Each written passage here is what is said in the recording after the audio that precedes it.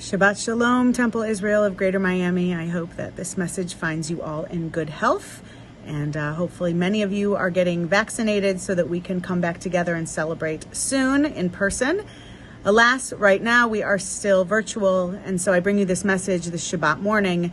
This week's Torah portion and more talks all about sacred time. And God gives us not only the reiteration of what Shabbat should look like, but also many of our festivals, Shavuot, Sukkot, talking about Passover and counting the weeks of the Omer. And I wanted to take a second and talk about how do we mark sacred time? What does sacred time look like? How do we take each minute that passes by and do we assign or allot that time as something that's more elevated or more holy?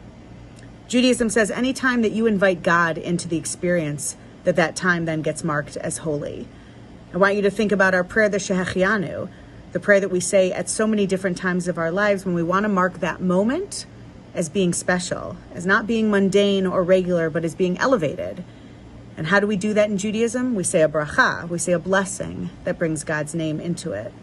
So as we come into this Shabbat, I want us to think about every minute of our day when we can be aware of times that moment is being touched by God's creations. When it is raining or storming, when it is sunny and hot, when we hear kids laugh or pick up the phone and it's someone we've missed, when we spend time reading a book or looking at art, hearing music or breathing. Those are all opportunities for us to mark those as holy time. So this Shabbat and always may we fill our days and our lives and our hearts with holiness.